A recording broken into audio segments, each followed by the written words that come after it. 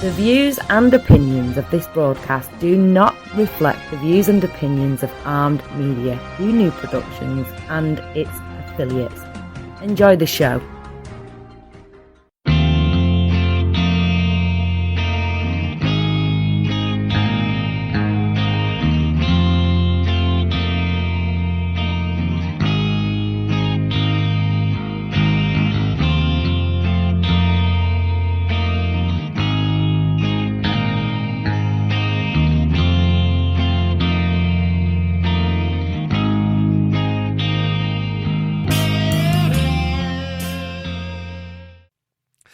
What's going on, everybody? This is 2AT Second Amendment Talk right here on Armed Radio. I am Daniel Sanders, and joining me as always is Rod Burks. Rod, how's it going this evening?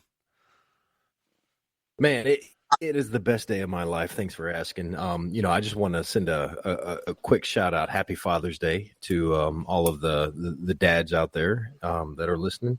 And I'm excited. This is our first 2A Talk show for the summer of 2020. It is. It absolutely is. And like we always do at the start of every show here, we want to give a big shout out to the troops, to the men and women serving overseas and on the home front. We appreciate everything y'all are doing for us. Keep up the good work. Come home safe. We're all rooting for you here back home. And if you're still pandemicking, what the fuck is wrong with you? We're in riot season now.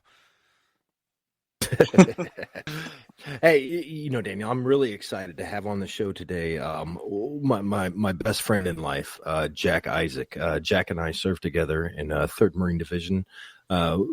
We chewed some dirt in Afghanistan, and he has just taken that step into becoming the small business owner, venturing into the small capitalism world.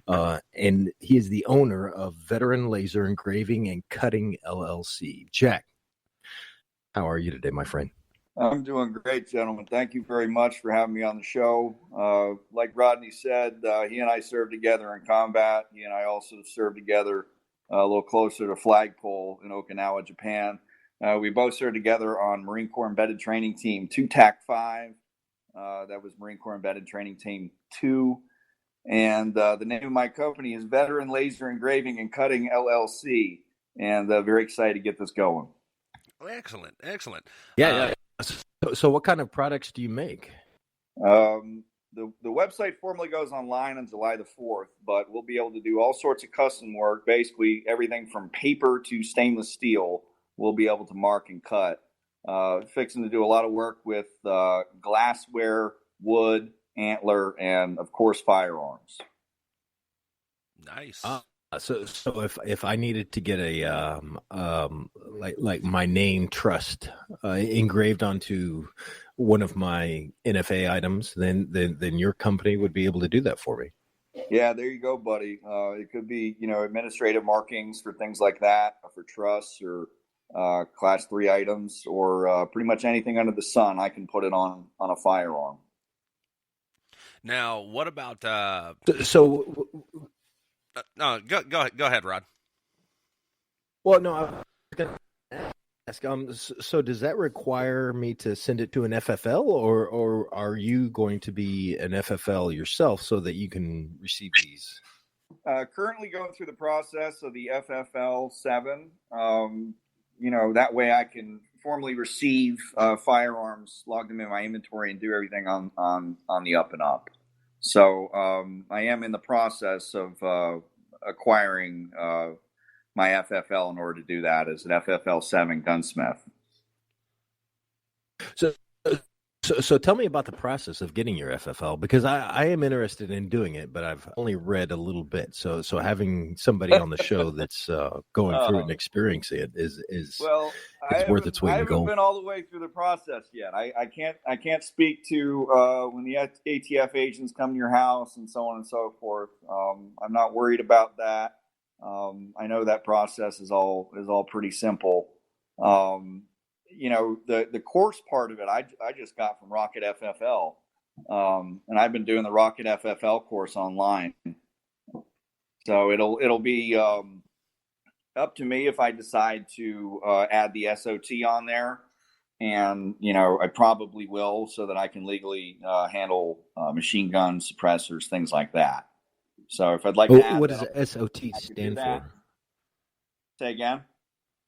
Well, SOT, what is that? Special occupational tax, I believe.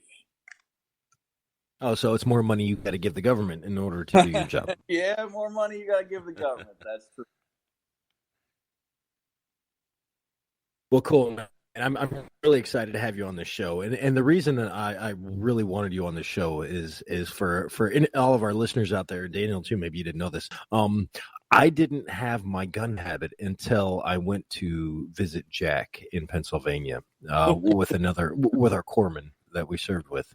And I mean, I have never had a freedom boner so hard than when I showed up at Jack's house. Yeah. And so I mean, like my collection pales in comparison. And not that I'm trying to dime out to the ATF, that he is a bigger fish than I am, but that I am so impressed by his collection that, one day when I grow up, I want to be like Jack Isaac. Yeah.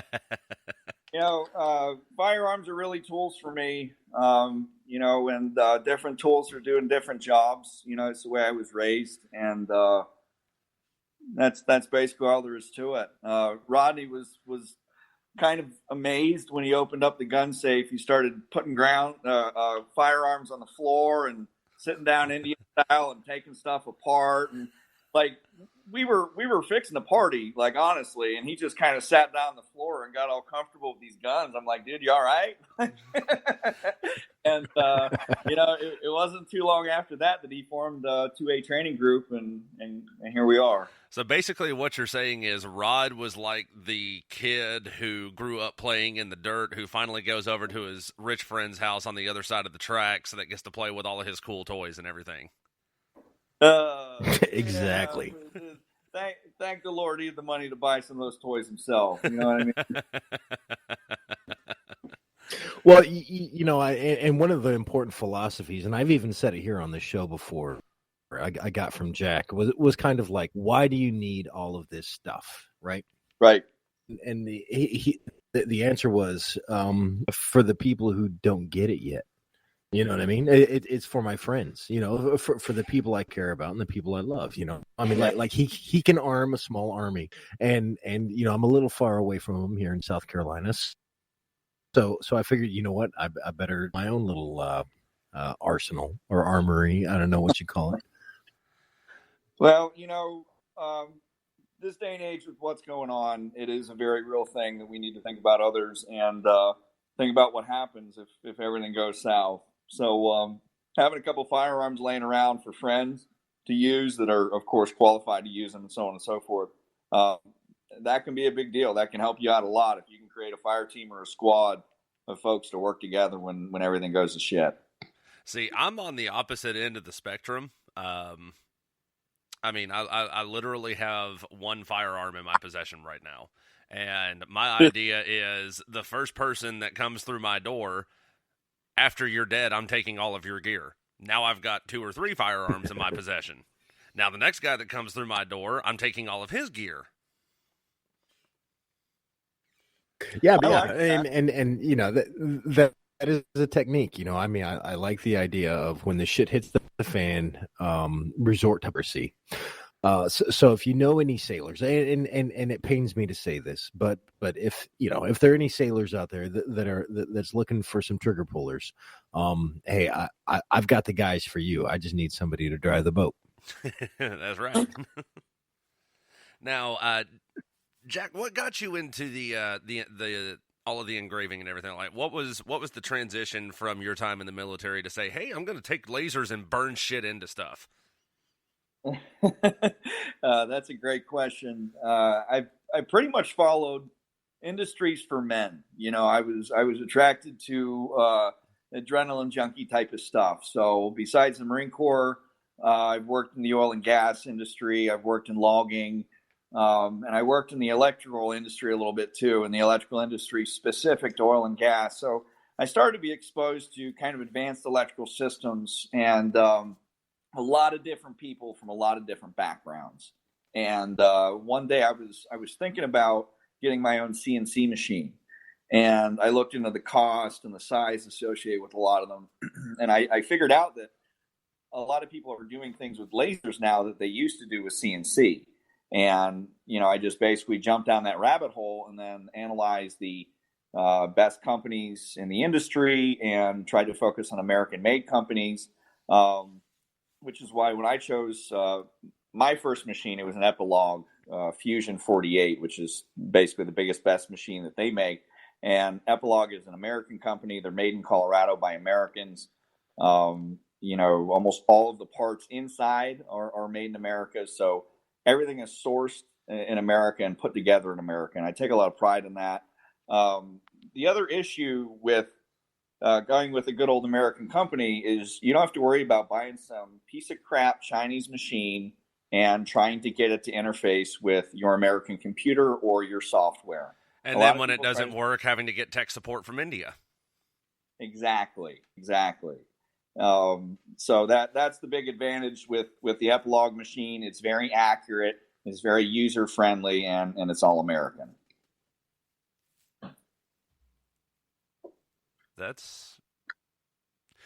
And I was asking the guys. I was up in Gatlinburg last week on vacation. I was at Smoky Mountain Knife Works, and they've started doing laser engraving. And I was asking them about their laser engraving machine, because that is a hot industry right now. And I was asking them about it, and I asked, well, how much does a rig like this cost? And they said, well, this one runs about the same price as a used Mercedes G-Wagon. Yeah. I could have had a new Corvette or a new GT500, but instead I decided to get fancy machines. Those sports cars and big trucks are a lot of fun to ride around in, but can't use them to start a business for yourself. That's right. I think so Jack, let me ask you something. Go ahead. So if I had bullets and I had a list of names, could you engrave them on a bullet? Just curious. I mean, I'm asking for a friend. Yeah. If you're asking for a friend, absolutely. You would think that would be within the realm of possibility. Now that would just be on the projectile itself. You wouldn't be able to do it while it's actually in a loaded cartridge. Could you? I'd have to look up how the laser interacts with the cartridge and potentially with the powder and the primer and all that. Initially thinking about it wouldn't be the best idea to do it on a loaded round, but that's one thing about a laser and different types of lasers is they interact with different materials in different ways. You can be trying to make a laser engraving on a piece of glass, and you can have a piece of masking tape over it, and your laser may not go through the masking tape to the glass, but if you're on any other part of the glass, it'll burn right through the glass. You'd be like, well, I don't understand why this laser won't pass through this stupid masking tape to get to this glass. And it all has to do with chemical compositions and science, things like that. So it really is the type of industry where art gets to meet science a little bit. Now that is cool. So that is my recommendation. Is to take just the projectile, right? Just the lead part. The hollow point Full Metal Jacket or boat tail, whatever round, and just put names on it, and you could sell it, and now you got bullets with names on it, and people can drill a hole, make a necklace, whatever. I don't know how. Yeah, I would buy a bunch of them. Just saying. Immediately my mind goes to my buddy was killed in action in Iraq, and he was shot in the head by a sniper, but his Marines put his name on bullets after that happened, and they ended up shooting the guy that shot him with one of those bullets that had his name on it. So I feel you. That's actually pretty badass. Yeah, that's really it is badass. He was a great Marine officer, and I truly miss him. But at least they got to get theirs, and they made it a little personal after that. Now, I suppose you could do it on the casing itself. just do it without any powder or a primer inside the casing, and then just take a projectile and load it inside the casing without any primer or powder inside of it. Absolutely, that's a no-brainer. As long as you're not affecting your SAMI specs with the cartridge, and taking metal out of the cartridge. If you try to engrave too deeply into the cartridge itself, you could weaken the cartridge wall, causing a rupture, so on and so forth. Now, a standard, laser that you could buy at Walmart to use as a cat toy at something or something like that. One of those is usually about 1.5 to 5 milliwatts, something like that along those lines. What kind of wattage is this engraver putting out? Mine is a 50 watt. It's a fiber and CO2 machine. So the CO2 has the ability to do a lot of stuff that you're familiar with lasers from the past, the previous decades, and the fiber has the ability to mark and attack stronger metals and things like that. So it's a dual laser system. Interesting. Really? So how deep, or like can you control the depth that it engraves, like on brass or copper? All that's controllable. It all has to do with wavelengths, and it's all controllable from the user. So actually, one thing I'm producing right now for my own reference is engraving tables that I'm going to put on the wall, where I select different types of wood and different metals, and I'll engrave them in little sections using different settings. And basically, I'll be able to nail for each piece of wood or each type of metal what my settings want to be for my laser itself. Another good thing is I already have the laser specs for most of the firearms in the industry, and most of the barrels, things like that, and nitride coated barrels and firearms and things. Since nitride and Cerakote and other coatings that people add, they can cause their own unique characteristics in a firearm that's being engraved. So it's really important to understand the metallurgy. It's important to understand your machine. And I see a lot of work that's kind of substandard. My work is really going to speak for itself. All right. Very cool. Very cool. So a question. So you said, so we've only talked about engraving, but what about cutting? So I have a 5-gallon bucket full of 5.56, but I want 300 blackout, right? I mean that's what I want, and that's why I bought it. But the only problem is that the case trimmer I have is manual, right? So right. I got to crank this wheel to shave down this 5.56 to the length of a 300 blackout, in order to convert it. Would you, with your machine, are you able to do mass batches? I mean, could you line all of the 5.56, hit a button on the machine and it cuts them all off to the length of a 300 blackout? Yeah, if you figured out a way to properly stabilize each of the cartridges within the machine, it's not to say that the machine rocks a lot or moves back and forth, but as long as you had them all properly situated and stabilized, you could go from one to the next, absolutely, in a line. There are people that do that with other things, wood products. There are people that will mass produce 12 cutting boards at once, and things like that, all within the same machine. So yeah, you could absolutely do those sorts of things. Oh, that's cool. Rod, I think for something like that, I guess what you could do would just be build a, I don't know, something that holds the cartridges in place. Even if it was just something as simple as some bolts just holding the cartridges onto a piece of wood, holding them in place, and then just put it in the machine and just let it cut across them. That's it. They make it would be basically a jig. Now can the machine cut things that are horizontal, or does it all have to be a vertical cut? Can cut in any direction. wouldn't it wouldn't only be able to cut vertically and horizontal. I mean, it can cut in any direction.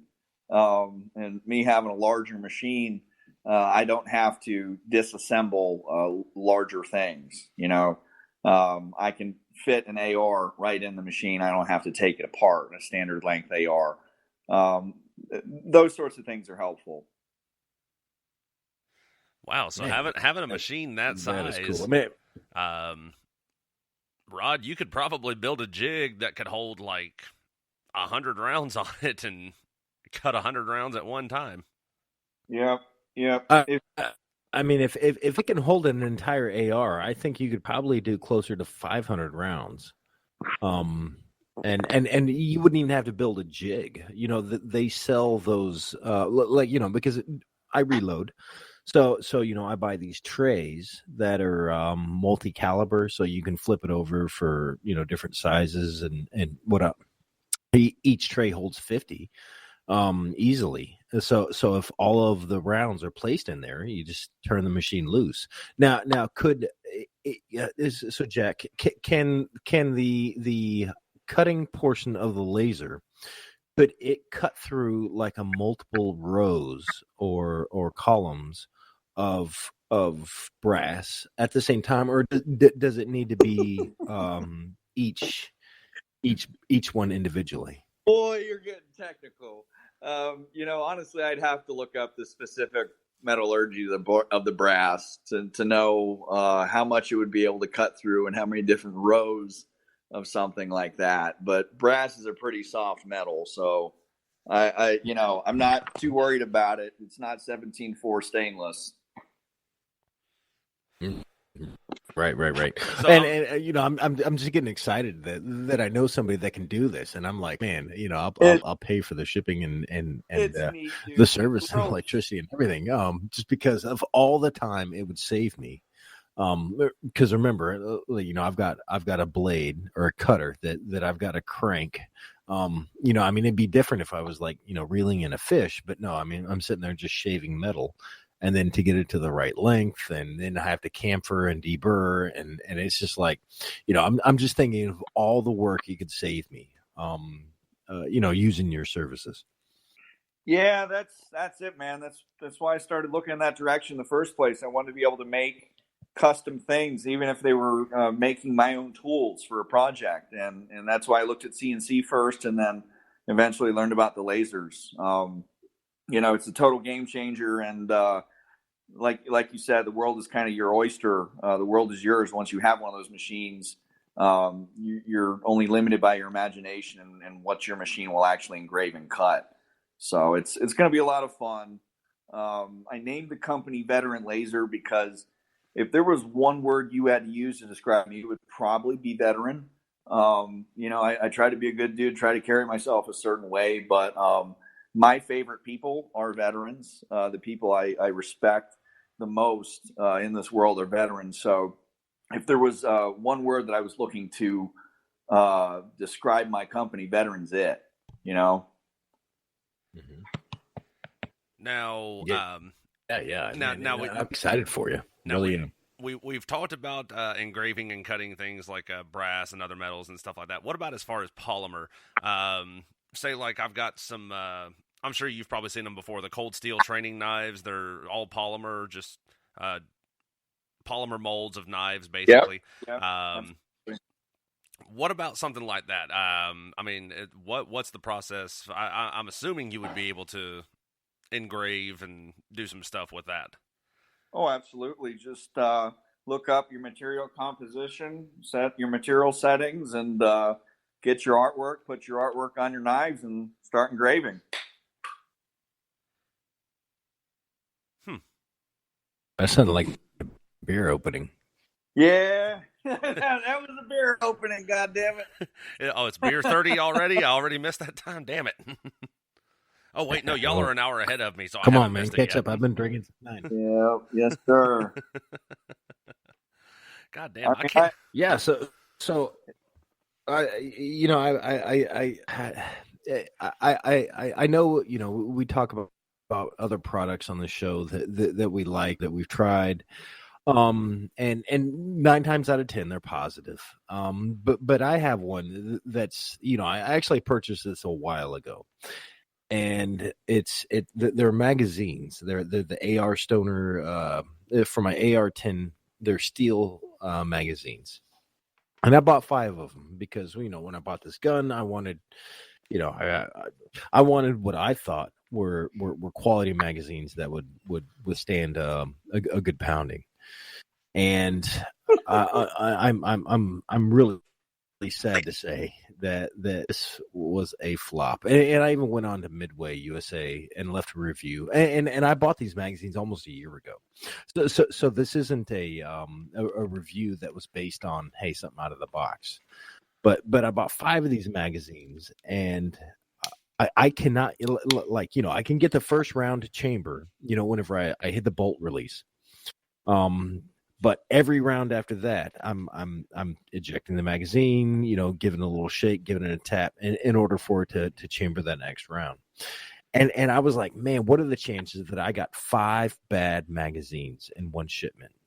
It's the machining. I actually thought it was my gun. I thought that too. So I pulled out the follower and I tried to kind of round the edges because the follower is obviously getting hung up somewhere, and it's not putting the pressure it needs to chamber the round, and that didn't fix it. So I took some polish and I polished the inside of the magazine, thinking that maybe there was too much friction. I'm trying to reduce friction, and that didn't fix it. And so ultimately, I took the magazine, and it was a flat dark earth. So I'm thinking, hey, maybe this coating that they put on it is resulting in the misfeeds or failure to feed. And I put up my ultrasonic cleaner, and it removed all of the finish on it. So I've got these like very, very, or one sacrificial magazine that's ugly as sin. And I was like, you know what? But if it works, it doesn't matter how it looks. So after 30 minutes in the ultrasonic cleaner, all the finish is off. I rinse it, I dry it, put it back together. Same problem. I cannot get so I'm like, man, maybe it's my gun. I've got an Armalite AR-10, and here I'm using an AR Stoner magazine. But I use a Magpul PMag 20 because it's I've got all 20 round magazines for my 308, and it works. It is a go 100% of the time. Unfortunately, I only have one of them. And so anyway, that was the little product review I wanted to share, was that the AR Stoner AR-10 magazines, for my gun anyway. Well, Rod, I've got talking about magazines and everything. I've got a friend local here. And he actually produces his own AR magazines. These are AR-15 magazines. And I actually think he recently just picked up a mold to start doing Glock magazines as well. But the AR-15 magazines that he has, his company name is called Toolman Tactical. And he produces 32-round polymer magazines. He's been doing down in Alabama. Yes. God bless Alabama. Absolutely. He's been doing this now for better part of 5-6 years roundabout. And I've worked with him as far as assembling the magazines. He gets all of the magazines shipped to him in pieces. He's got the shell, the spring, the follower, and the base plate. And I've worked with him assembling the magazines. I've worked with him testing the magazines. I had an AR-15 with a slide fire with a TacCon 3MR trigger. And, I ran this thing, I think rate of fire I was running at was probably about 850 rounds a minute. It was running fast, combining that trigger and that slide fire.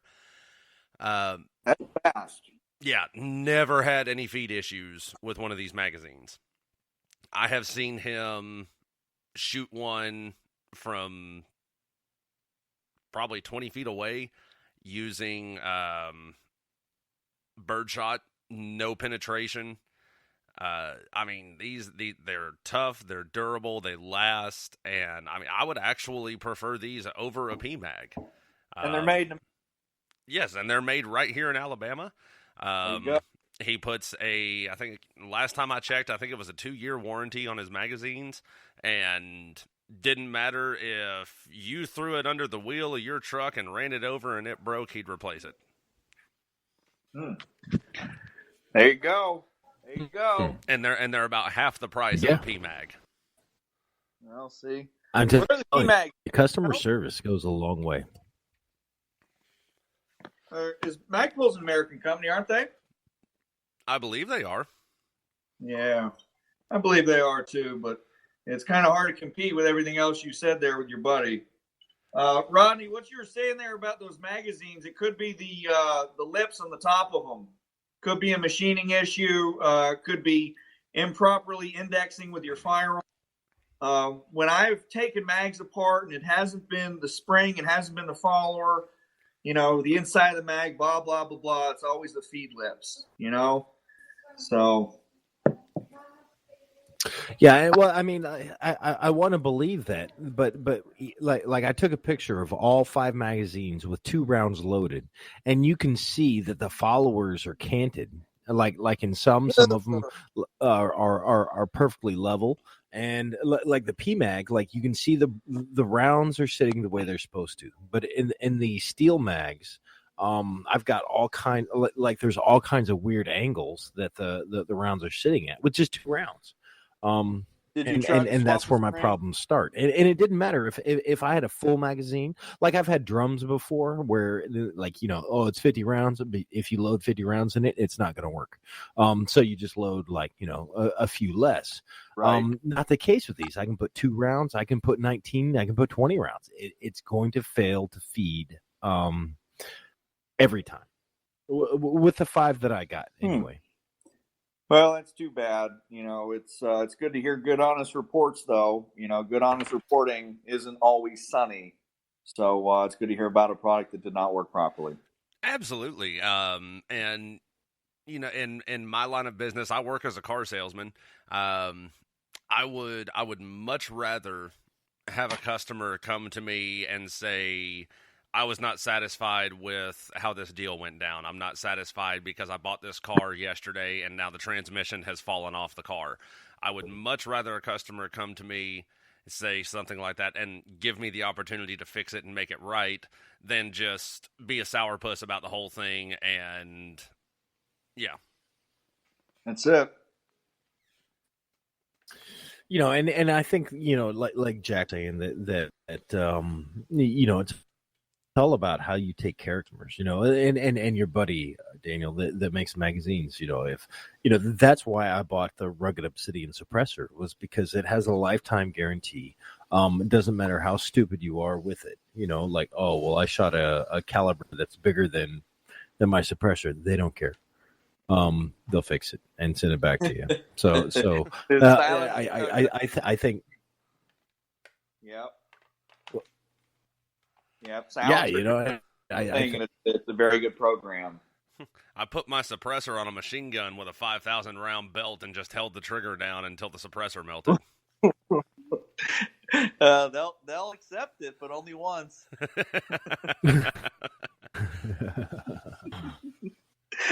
They'll only let you make that mistake once. Oh, that's funny. I don't know. Maybe they were doing a durability test. So I got through the first 2,500 rounds. I think that's what really separates. I think that's what separates your suppressors, because a can is a can is a can until it's not. And I was talking to Jack before the show about I've on my 5.7 I put a 22/5.7 suppressor on it. It's really small. I think it was called NYX or NXY Energetic or something like that.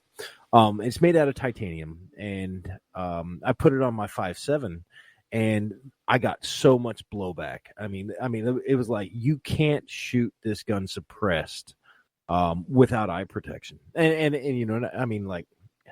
I'm not going to lie to you. The reason I put a suppressor on there is so I don't have to wear ears. And, I don't wear eyes unless I'm shooting steel, and I don't wear a condom. So, I don't like PPE.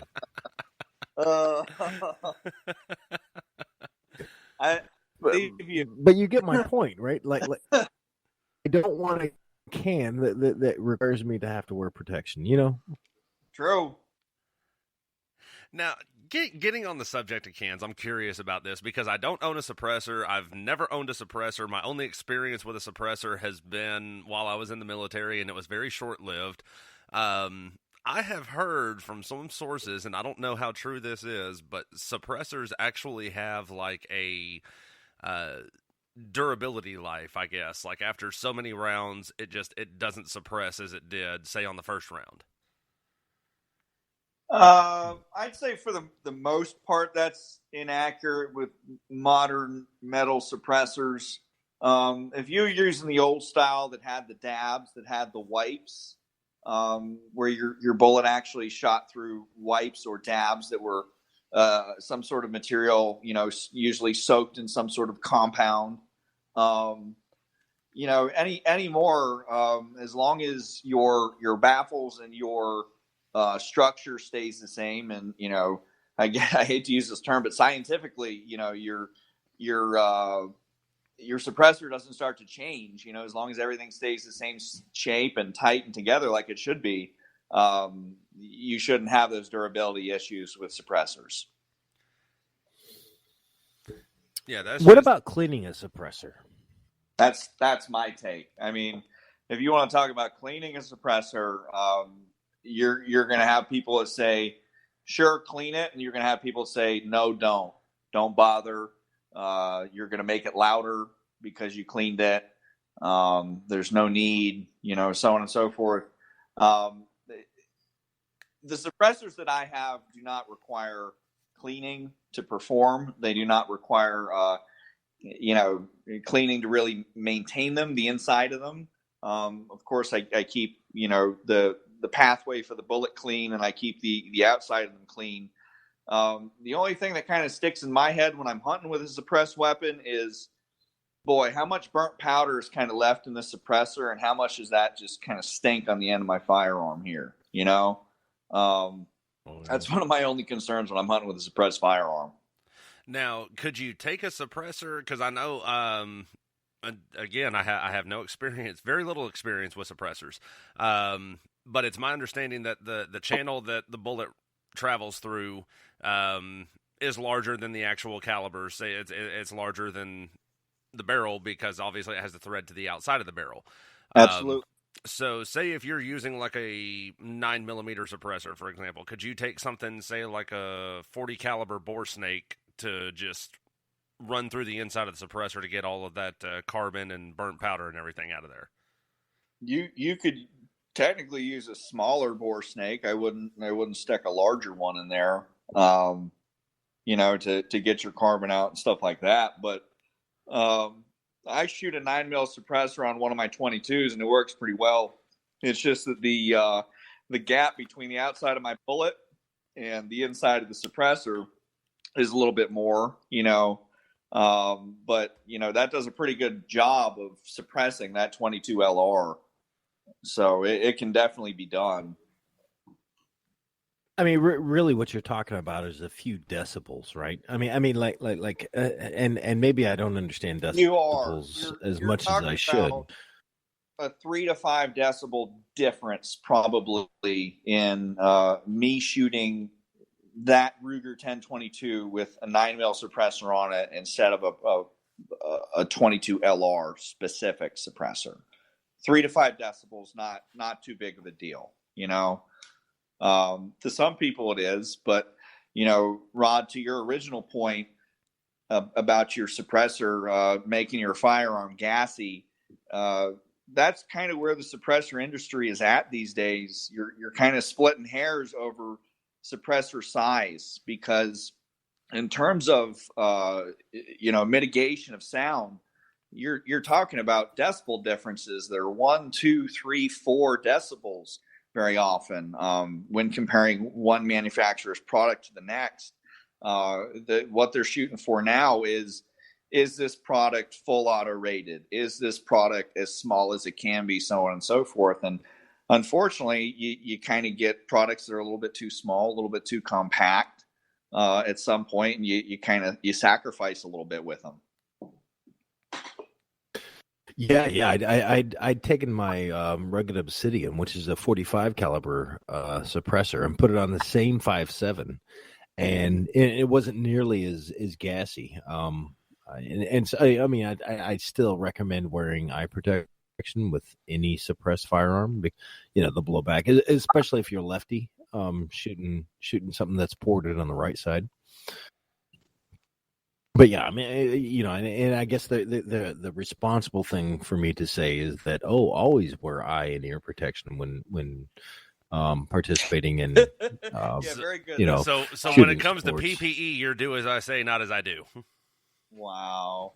Well, dude, I'm just telling you that you know, I'm telling you what the responsible answer is. I'm not telling you what I do. Here's motherfucker. You know, I'm just like that hot blonde chick you say on that. What was that? Gunsmoke, the company from out in Colorado. Remember them? They that hot blonde, and their mom was attractive too, and the father used to be a police officer and all that. Remember that from Colorado? They had a freaking reality show. Yeah. They got in trouble. Yeah, you got to send me a link over a number of different things, but you know, whenever I hear somebody say eyes and ears, I always think of that cute blonde. She'd be like, eyes and ears. Then she looked like a damn Barbie doll shooting whatever her dad had, you know. Mm-hmm. God bless her, though. We need that. God bless America, just saying. Absolutely. Yeah. Gentlemen, do you want to talk about what's going on in the world a little bit? Talk about the news? Talk about all these damn statues getting ripped down? Oh, Jesus Christ. Jesus Christ. That shit. That shit. Well, you know, it's amazing to me that not what was it, like 2-3 months ago that they had you know, Virginia had all of those gun owners you know, show up at the Capitol and peacefully protest. I think what was it, like 20,000. I can't remember the exact numbers, 22,000. But here you've got this Capitol Hill autonomous zone in Seattle, and it's only been a week or two, and there's already been two shootings. One ended in a fatal. Yep. Yeah, 2 shootings, 1 death. 19-year-old kid. Well, I call him a kid. They're an adult. But yeah, what the actual fuck over? You know, and that's not the only thing. They are. I was just reading an article when I woke up this morning. First thing I saw on my Facebook feed is now they're trying to in D.C. in Lafayette Square. They're trying to set up what they're calling a Black House autonomous zone. Yeah. Yeah, that shit ain't gonna fly for a second. It's interesting. One thing that's important to note about the Seattle thing is that they were trying to draw people in to create some kind of conflict. They're trying to force things to happen through their anarchy, and you know, kind of kudos to President Trump for not just, you know, sending the 1st Marine Division and saying "fuck y'all," you know, and and showing some good restraint here, you know. Not that we necessarily need to when, you know, public spaces are taken over by armed anarchists. But, you know, I do think that this whole Seattle thing was intended to bait people into doing things and causing violence and so on and so forth. I think there's a whole lot of screwed up Democratic leadership in charge of it. And that's why it is the way that it is. But, you know, I'm thankful that it didn't get worse while the Chaz or the Chop was a real thing. And at this point, I'd just be really interested to see how they take it down, how they clear out that area and start to get rid of the graffiti, retake that, you know, that precinct that was vacated, so on and so forth. I'd just be interested to see what happens here with the police and hopefully not the military having to be called in order to clear these protesters out. Well, you know, the thing, So I have another show that I do on this network. It's called Two Beards Talking, and my co-host on that show, he sent me a message this morning. He said, I was just doing some light research, and leftists complain about the top 1% being in power. Over in the Chaz or Chop or whatever they're calling it now, the self-proclaimed warlord who says he's not a warlord, Raz Simone or whatever, he's got a net worth of $1 to $5 million somewhere in there, and 1% earnings, according to his research, says starts at around 400,000. So they traded being controlled by one top 1%er for another. Oh, man. Yeah, and Jesus, see, I don't get it, and I was a lot of this, and I don't know if you all watch Antenna TV like I do, because I'm out in the country and I don't get cable, but they've been talking about the riots, April 29th, 1992. The Rodney King and Reginald Denny and all of that stuff going on, and President Bush Sr. at the time sent in the National Guard. I think it was like 8,000 troops. And a lot of the problem. I can't remember the name of the intersection where Reginald Denny was basically ripped out of his truck, and they beat the tar out of this guy. Luckily, there were some people that had enough moral compass to say, hey, you know what, we need to help this guy. They threw him back in the truck, and they got him help. But I don't know what the right answer is. Like how do they get these people out? Obviously, even though they're democratically led, somebody's carrying guns in this area. If two people have been shot, so where do you draw a line with democracy, right? Well, they want to control the people with guns. That's the thing about it. They're not for, they were always, when Trump first came on the scene and was talking about border walls. Well, border walls are bad. What the fuck have they done with the damn Chaz? They put up fucking border walls. Not only did they put up border walls, they put up armed security guards patrolling these border walls. They're not letting people in without proper ID. They're doing ID checks on people. They're doing the exact same thing that Trump was wanting to do with the fucking the Mexican border. It's not that they're against the idea of it. They just want to be the ones in control of it. It's not all that different from Taliban, unfortunately. The other night when they wouldn't allow the police into the CHOP zone to treat the man that had been shot and was dying, the CHOP put out that the CHOP medics took him to the hospital, like they have their own freaking medical staff and so on and so forth. But still, they have to leave their 3-block country to take someone to the hospital. Are these the same kind of medics that tried to put a tourniquet on a freaking flesh wound from a rubber bullet? Yeah, that'd be those CHOP medics there. Oh, so I was just reminded of this story that happened, Jack. I don't know if you recall. We were at I think it was Torkham Gate, or somewhere near there, on the border of Afghanistan and Pakistan. Western, and it was. Yeah, and it was probably around like 5:05 a.m. And there was a Mercedes bus. It was probably a 35 passenger bus. Hit a Jersey barricade. On like the Jersey barricade separated the left-right lane. I guess the driver had fallen asleep and caught the tip of that barricade, flipped the bus over. And, we responded, with our corpsmen and everything. And of course, the Taliban, they were not Taliban, sorry.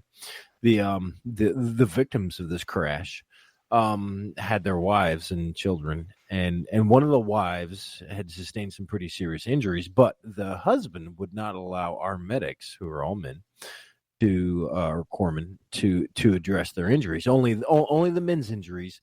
And and to my point, he asked for a stick of gum, and he he was like, what do you want gum for? And he's like, I can fix my wife's tooth. Oh my God. She had lost her tooth in the accident, and he wanted gum to put it back. Oh, please, someone help me fix my toy. Help me fix my toy. Jeez. Fucked up, man.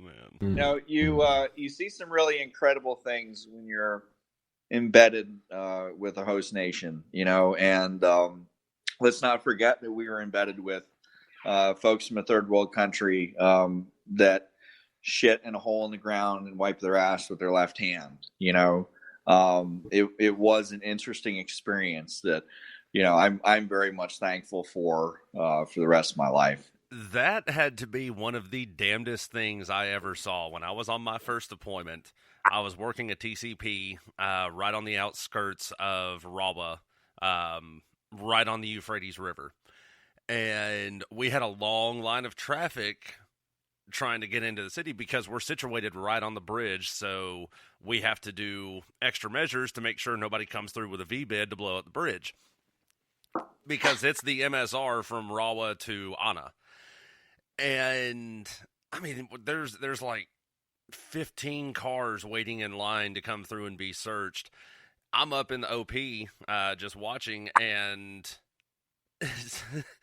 damn Iraqi civilian just gets out of his car, walks over to the side of the road, hikes up his dress, and squats and shits right on the side of the road. Goes back to his car, gets a bottle of water out, spackles his ass, and then gets back in his car.